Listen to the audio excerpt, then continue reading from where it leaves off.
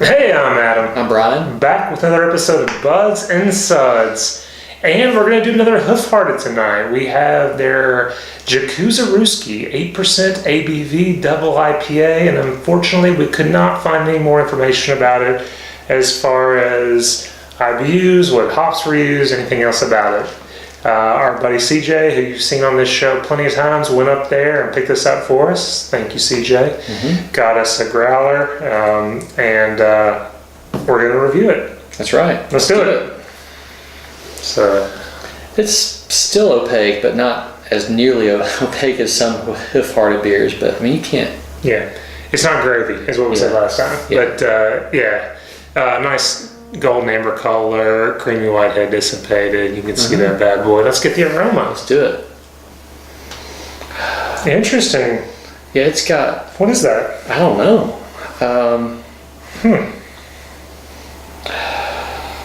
Is it almost like a peppery note? I don't get peppery. It's. What is it? I'm trying to figure out. I'm not sure. It's. I guess it's kind of like an herbal. I mean, it's mint, maybe. Not peppermint, but mint. It's hard to say. It's like an herbal to me. Yeah, let's stir it up. Maybe oniony. Yeah, almost kind of like a onion powder. I do get a little herbal, but I get just a little tropical fruit too.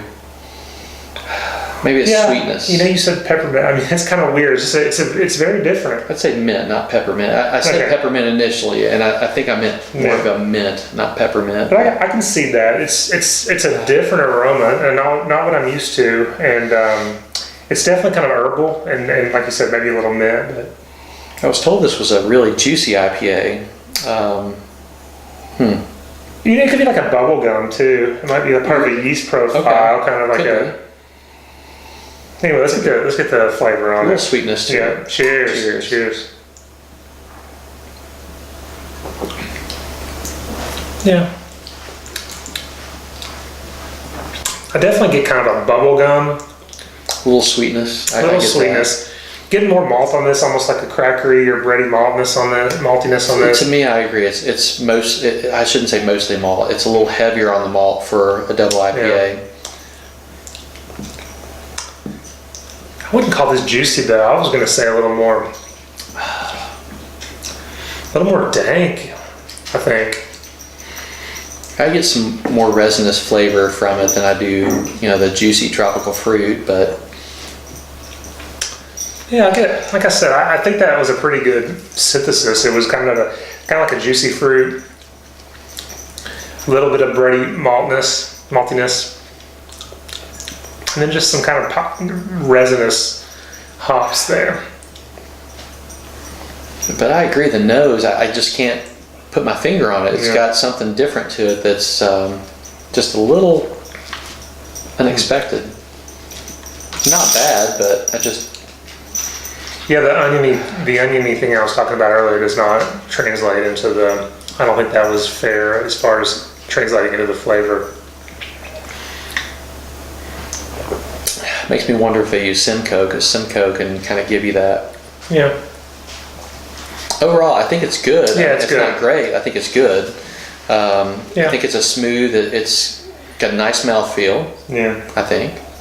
Yeah, but I would definitely say this wasn't juicy and tropical as billed to me. It's much more dank, and I'm starting to get a little more. Just dankness, but mixed with a little bit of tropical fruit the more I drink it. But it's still mostly dank, resinous hops as far as the flavor. Yeah. With a little bit of that, like I said, I still get that every time I take a drink. I get a little bubble gum, that with juicy fruit or whatever. I agree.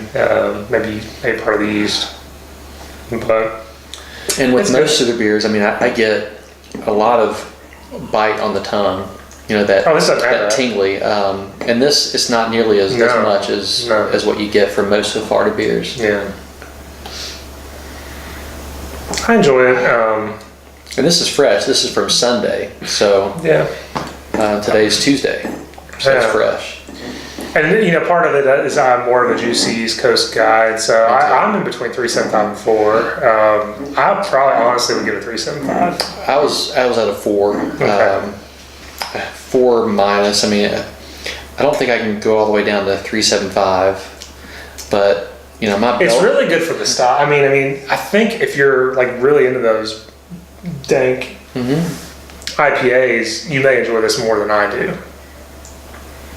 Yeah, my bell curve, it takes a lot for me to knock it down to 3.75, but I think I'd go 4 minus. Yeah. But it's still good. It's worth seeking out. It's worth trying.